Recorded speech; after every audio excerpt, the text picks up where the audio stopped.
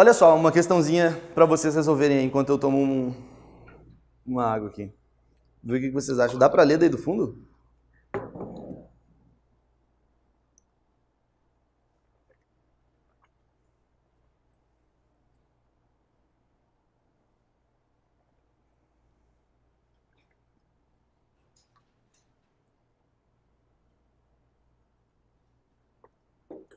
Quem achar a resposta já grita aí.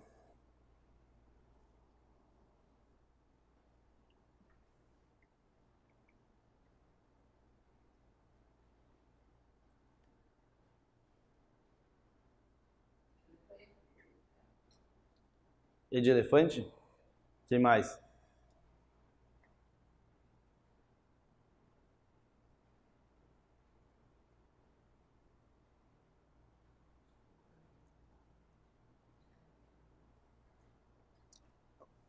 É uma confusão justa. Não é a E, mas é uma confusão justa. É, a C. O que acontece? Uma lei nova... Quem é que falou que era? Tu que falou que era, né? Uma lei nova que trate sobre a mesma matéria de uma lei antiga, ela não revoga aquela lei antiga, elas ficam vivendo juntas. Porque elas estão regulando a mesma matéria, não tem por que uma regular a outra, não tem por que uma revogar a outra.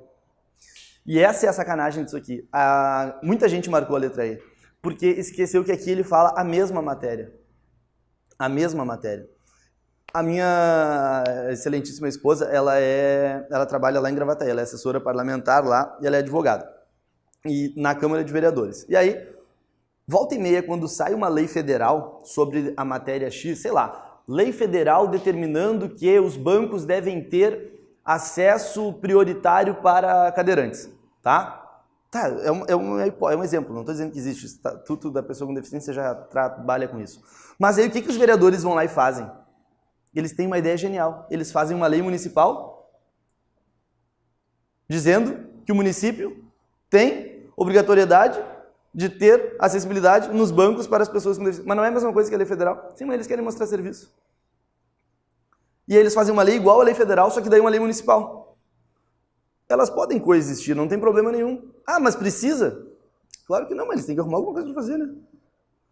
E aí elas existem juntos. Se for regulando a mesma matéria, elas não se revogam. Elas não se revogam. Agora, se a lei fosse diferente, daí revogaria o que fosse diferente, né? Mas aqui, de acordo com a LINDB, no tocante ao fenômeno da repristinação, salvo disposição em contrário, a lei nova, que estabelece disposição geral a respeito de outras já existentes, não revoga as leis anteriores. Se for disposições diferentes, aí ela vai revogar. A lei nova revogada volta a vigorar? Não, ela não volta a vigorar, né? Foi isso que a gente acabou de falar. A letra C diz que a lei revogada, ela não vai se restaurar se a lei revogadora perder a vigência. Então essa é a resposta certa da nossa questão. Tranquilo?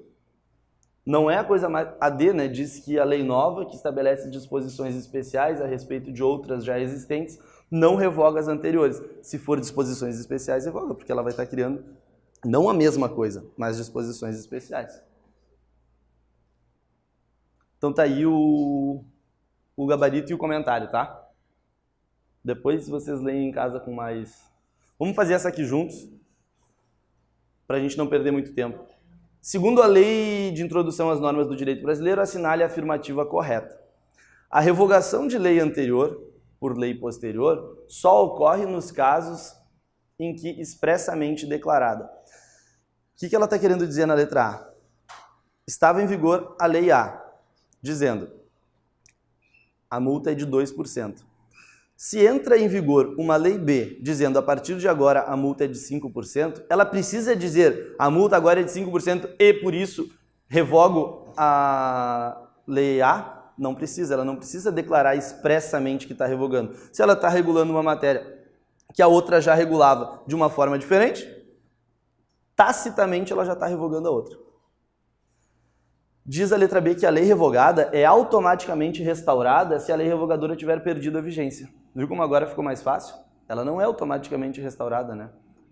Mas aí deixa eu perguntar para vocês, ela pode ser restaurada? Obrigado. A C vocês não viram, não tem por que a gente responder ela agora. Salvo disposição em contrário, uma lei começa a vigorar no Brasil 60 dias depois de oficialmente publicada. No Brasil é 45, né? E se fosse no estrangeiro, 3 meses. As regras sobre os direitos de família são... Não, isso aqui não importa para nós, é a resposta certa, mas a gente não viu ela. Para a gente finalizar a LINDB, eu não vou falar de todos os artigos, vai ficar de tema de casa, porque eles são... Ah, que medo, bem por cima dela. Imagina uma água quente no lombo sair correndo até o... A LINDB ela é bem autoexplicativa. Ela vai falar, por exemplo, num conflito de normas, qual norma que eu aplico, com critério cronológico, critério hierárquico. Mas eu não vou falar disso aqui, porque esses artigos são bem autoexplicativos. Os que davam um pouquinho mais de trabalho eu falei para vocês.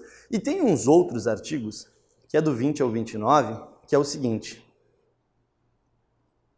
Eles não existiam na última prova de oficial de justiça. Porque eles foram incluídos na Lei de Introdução às Normas do Direito Brasileiro em 2015. Então, não tinha como ele estar na última prova, porque é algo novo e é algo bem importante de vocês estudarem. Eu vou dar uma explicada geral neles e, como vocês podem ver aqui, eu trouxe todos eles no material. Vai até o 30. Só que, na verdade, são só 9, porque um foi revogado. Se um artigo da LINDB foi revogado, ela sofreu um tipo de revogação por derrogação. Esses artigos aqui, que a gente trabalha a partir do artigo 20, eles trazem uma ideia de limites para o controle da administração pública. Jano, o que a LINDB tem a ver com isso? Não sei, mas eu acho que eles precisavam colocar isso aqui em algum lugar e eles colocaram na LINDB. Por exemplo, o maior problema de um gestor público hoje, o maior problema de um prefeito hoje, que ganha lá, sei lá, prefeito lá da tua cidade lá, Fabrício, como é que é o nome lá da tua esposa lá de... Fagundes Varela. A cidade tinha 8 habitantes, a esposa do Fabrício saiu, agora tem 7 lá, né? 1.800. 1.799, porque ela saiu, né? Ele, sei lá, ganha 4 mil por mês lá, o prefeito. E ele tem uma responsabilidade muito grande, que é gerir a prefeitura, fazer contratos, fazer licitações, enfim. E ele se subordina ao controle do Tribunal de Contas do Estado. As prefeituras se subordinam ao controle do Tribunal de Contas do Estado. E não é incomum, ou melhor, é bem comum, que o Tribunal de Contas do Estado vá lá, faça algum tipo de fiscalização e acabe multando esse prefeito. É muito comum que os prefeitos respondam por atos de responsabilidade por algo que eles entendiam que estava correto. Por exemplo, antes desses artigos entrar em vigor da LINDB, se o prefeito dissesse assim, ó, olha só, eu preciso contratar um advogado para a prefeitura. Sei lá, aqui a prefeitura ela é pequena e eu preciso contratar um advogado. E aí, não, contratar um advogado não vai ser um bom exemplo. Preciso contratar um contador. E aí ele diz assim, ó, vou perguntar para o meu procurador do município, porque eu não sou especialista em leis, se eu posso contratar com licitação ou sem licitação. Aí o PGM, que é o procurador do município, né, o procurador do município vai lá e faz um parecer, dizendo, pode contratar sem licitação, porque a cidade só tem um contador, e aí, nesse caso é dispensada a licitação. Ele ia lá e contratava o contador. Aí vinha o TCE e dizia, você não podia ter contratado sem licitação e agora vai ter que pagar uma multa. E ele dizia, mas eu me baseei no parecer do PGM. Foda-se o parecer do PGM. Agora, com esses artigos aqui, esses limites da administração pública, limites do controle, acaba dando um pouco mais de força para os administradores públicos, para os gestores públicos, no caso os prefeitos. Então, do artigo 20 e seguintes, eles dão um prestígio à interpretação da época, quando for analisar o fato. Então, se eu for analisar em 2018 um fato que aconteceu lá em 2004, eu preciso, se for o caso para gerar algum tipo de penalidade, entender as peculiaridades daquela época. Ele vai trazer isso expresso ali, levar em conta a interpretação da época. E quando houver invalidade de um ato administrativo, o órgão de controle tem que apresentar as condições para regularização do ato. Então, o prefeito contratou a construção de uma creche sem licitação. Aí o TCE quando está faltando só o telhado da creche, veio. Antes disso aqui entrar em vigor, o que o TCE fazia? Embargava a obra, parava a obra. Só que a obra está faltando só o telhado. Não é mais fácil eu deixar que os caras terminem aquela obra ali do que embargar uma obra, contratar uma nova empresa por licitação certinha e aí sim fazer a nova creche? Claro que sim, né? É mais fácil deixar os caras terminar aquilo ali e apurar se teve ou se não teve algum tipo... Porque mesmo que ele contratou sem licitação, pode ser que a obra tenha sido a mais barata, pode ser que inclusive fosse aquela empresa vencedora. Então, ele tem que pensar nas consequências práticas de declarar um ato nulo. A administração pública no controle, por exemplo, não vale a pena parar uma obra em andamento. Claro, a menos que daqui a pouco falta só o telhado e o valor do telhado é o mesmo valor de uma obra, assim, algo que está escancarado, que é superfaturado, tá? A interpretação adotada pelos órgãos de controle não podem ser baseadas apenas em princípios abstratos. Por exemplo, essa multa vai ser gerada porque, de acordo com o princípio da impessoalidade, não poderia ter contratado fulano de tal. Mas é que o princípio da impessoalidade é completamente subjetivo. Pode ser que o auditor do TCE entenda de um jeito, o advogado entenda de outro e o prefeito entenda de outro. Então, princípios abstratos não servem para interpor limites no controle da administração pública. E a responsabilidade do agente público só ocorre em caso de dolo ou erro grosseiro. Em tese, essa lei veio para salvar a vida dos administradores públicos.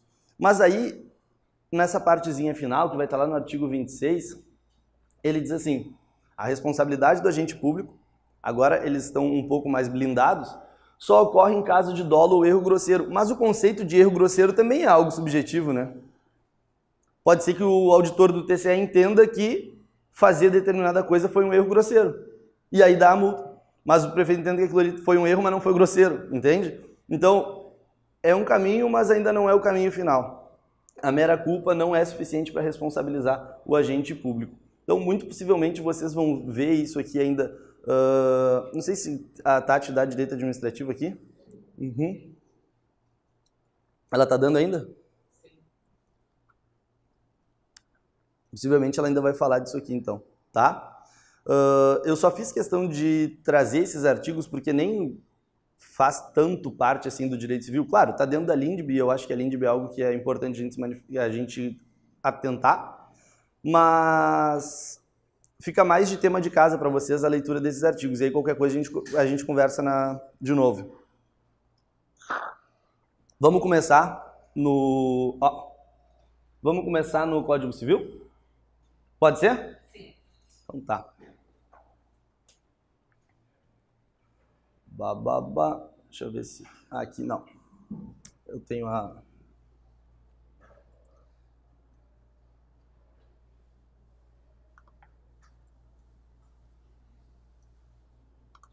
Na apostila tem tudo que a gente vai conversar agora. E tudo detalhado. Então eu vou trazer aqui a parte da letra fria da lei. Quem quiser acompanhar pela apostila, acompanha pela apostila. Quem quiser acompanhar aqui pelo slide, acompanha aqui pelo slide. Não tem problema nenhum.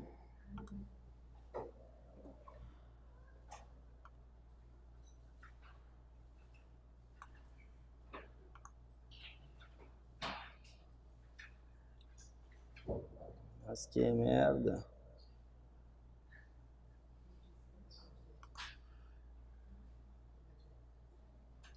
Tá. A nossa aula, o objeto da nossa aula de hoje é falar das pessoas naturais. Sim? Falar das pessoas naturais. Então é a primeira parte da apostila de vocês. Para quem não imprimiu a apostila, pode seguir por aqui. E para quem imprimiu a apostila, só deixa eu confirmar, mas eu acho que é a primeira parte, sim. Apostila, TJ.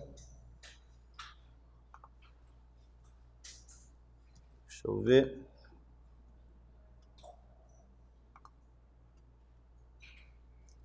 Sim, é a primeira parte.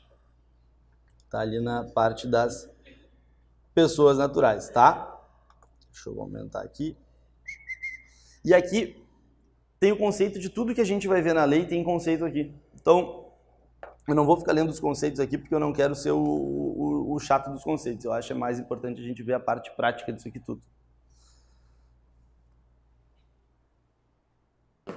A gente divide, dentro do Código Civil, as pessoas em duas grandezas, né? Lá no direito tributário, vocês até podem chamar de pessoa física e pessoa jurídica. Aqui a gente vai chamar de pessoa natural. O Código Civil usa a expressão pessoa natural. A gente não vai usar a expressão pessoa física. Em que pese, vocês já sabem, isso é a mesma coisa, tá? É a mesma coisa, mas não é. Então a gente vai utilizar a expressão pessoas naturais. E ele começa dizendo que toda pessoa é capaz de direitos e deveres na ordem civil.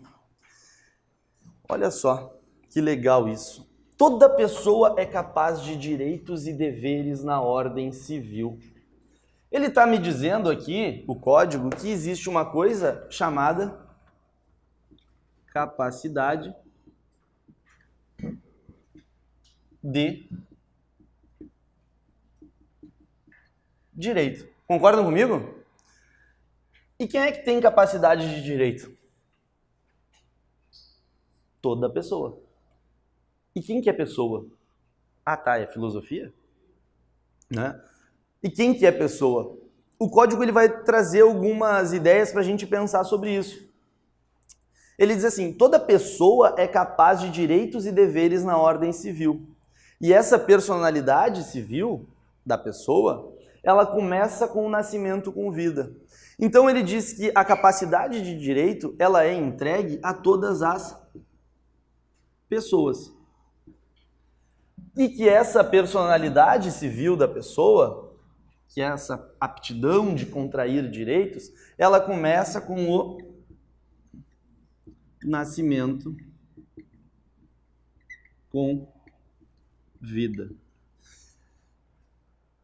Muitas vezes aparece em prova perguntando qual o conceito que o Código Civil adota no que diz respeito à personalidade civil e à aptidão de adquirir direitos.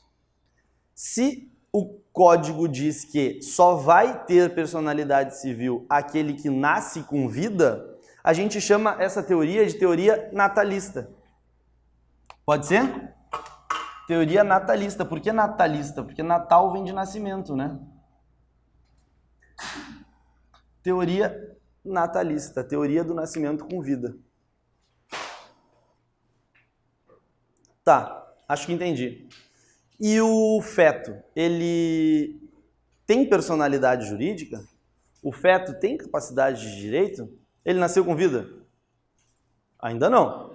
Ele é uma expectativa de nascimento com vida. Então, o que a gente vai chamar de nascituro, que é aquele que ainda não nasceu, ele não tem personalidade civil. O que ele vai ter é proteção jurídica.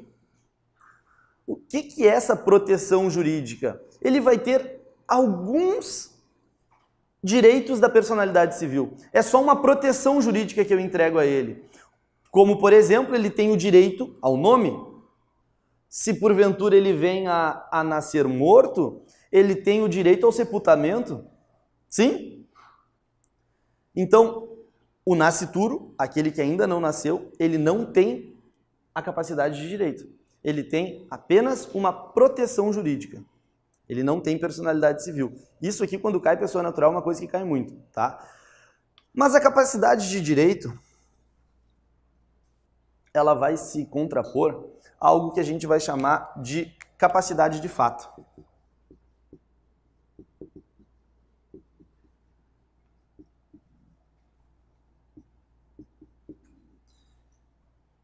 Quem que tem capacidade de fato? Eu estou achando vocês meio desanimados. Quem já adquiriu a capacidade de direito. Então tu está me dizendo que para eu ter a capacidade de fato, eu preciso ter a capacidade de direito. Sim? Até aqui está tudo certo. Qualquer um tem a capacidade de fato? Não. É só aquele que é capaz. Só aquele que é capaz. Aquele que é maior de 18 anos e não é interditado. Teve uma questão de prova que dizia assim, a capacidade de fato imprescinde da capacidade de direito. A capacidade... A capacidade de fato imprescinde da capacidade de direito. Pensem bem. Ela prescinde. A capacidade de fato não depende da capacidade de direito? Depende, porque não tem como eu ter capacidade de fato se eu não tenho capacidade de direito. Se eu não nasci com vida, se eu não tenho 18 anos, eu não tenho como ter capacidade de fato. O que eu estou dizendo para vocês é que a capacidade de direito, ela existe mesmo que eu não tenha capacidade de fato. Uma criança de 10 anos, ela não tem direito de pedir ao pai dela, por exemplo, pensão? É um direito que ela tem. A pensão é dela, certo? Ela pode entrar com uma ação, ir lá no fórum sozinha, contratar o Juliano, advogado, entrar com uma ação sozinha e pedir essa pensão? Não, porque ela não tem capacidade de fato. Ela não tem capacidade de fato. Essa capacidade de fato, então, está ligada à capacidade da pessoa. A pessoa ser capaz. Quando o nosso... Só vou ler o artigo 2º para provar para vocês que a teoria natalista está em vigor no Código Civil, tá? Ele diz assim, a personalidade civil da pessoa começa com o nascimento com vida, mas a lei põe a salvo, desde a concepção, os direitos do nascituro. Então, o nascituro, ele não tem personalidade civil, mas ele tem proteção jurídica. E vocês sabem que essa proteção jurídica vai se estender, por exemplo, ao nome, ao sepultamento, e por aí vai. Ok? Tá ok? Quando eu digo para vocês no artigo 3º e no artigo 4º, agora vocês vão matar, agora vocês vão me encher de orgulho. Quando eu digo lá no artigo 3º e no artigo 4º que o fulaninho, o beltraninho, o ciclaninho, ele é relativamente incapaz. Fran, olha só, olha que maravilhoso. Quando eu digo que o fulano é relativamente incapaz, eu estou dizendo que essa capacidade relativa dele é uma capacidade de direito ou uma capacidade de fato? De fato. Porque eu não tenho como ser relativamente incapaz de direito. Ou eu tenho direito ou não tenho direito. Quando eu digo que o fulano é relativamente incapaz, eu estou dizendo que a capacidade de fato dele é relativa. E se a capacidade de fato dele é relativa, significa que para alguns atos da vida ele vai precisar de um assistente. Se eu digo que a capacidade de fato dele é absoluta, ele não tem absolutamente a capacidade de fato, significa que ele tem direitos, mas para ele exercer esses direitos ele precisa de um representante.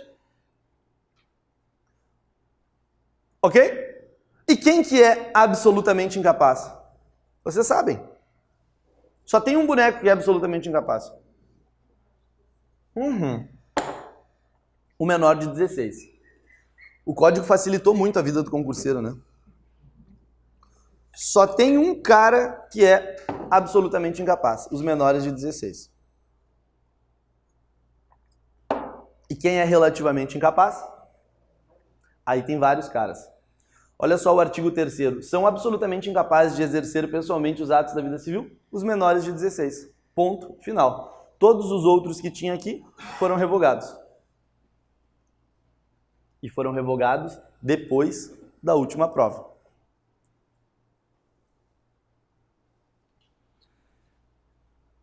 Já o artigo 4º diz que são incapazes relativamente a certos atos ou a maneira de os exercer, e aí ele diz, o maior de 16 e o menor de 18, então aquele cara ele é relativamente incapaz. Maior de 16 e menor de 18.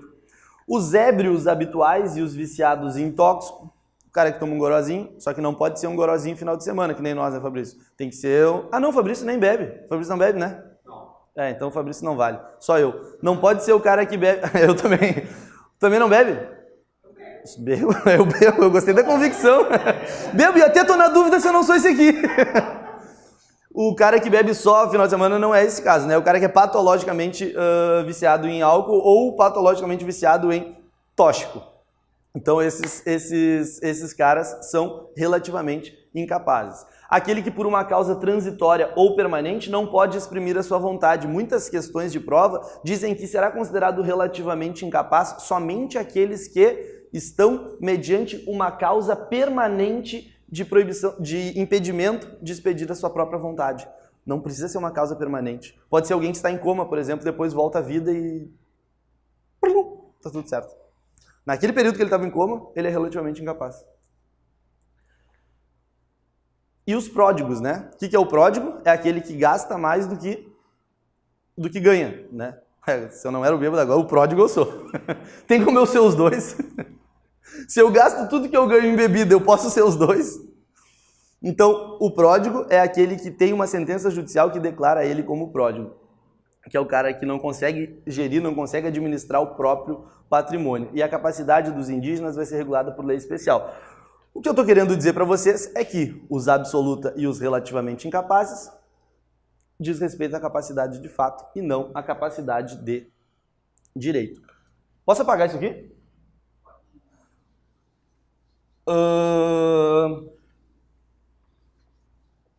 Os absolutamente incapazes, eles precisam de alguém para representá-los, sim? E os relativamente incapazes precisam de alguém para assisti-lo. Nas pessoas naturais, A não casa com A e R não casa com R. Então, absolutamente é representante, relativamente é assistente, tá? Não pode ficar com A. Não pode ser absoluta com assistente, não pode ser relativa com representante. Para quem não entendeu, isso foi mais um macetezinho. Tô muito sem moral aqui. Puta que pariu. Ainda bem que de tarde tem aula no Banrisul e lá o pessoal gosta de mim. Por isso que a gente tá de mal, porque de tarde... Porque era pra ter aula o dia inteiro e... Eu tenho esse migué, já ia dar aula o dia inteiro e já... tá com o Banrisul, sabe que é aulão. Fácil. Vocês viram quantas pessoas tem no aulão? 1.400 pessoas. Presencial. Fora que, tipo, no... Tu tá acompanhando aí, Fabrício? Não. Tá acompanhando? Quantas pessoas tem no online? 4.000 no online e 1.400 no presencial? Caceta, hein? E eu vou fazer a prova amanhã e tô aqui assistindo a aula. Agora tu veio. Aí sim, agora tu veio. Isso aí. Foda-se o Banrisul.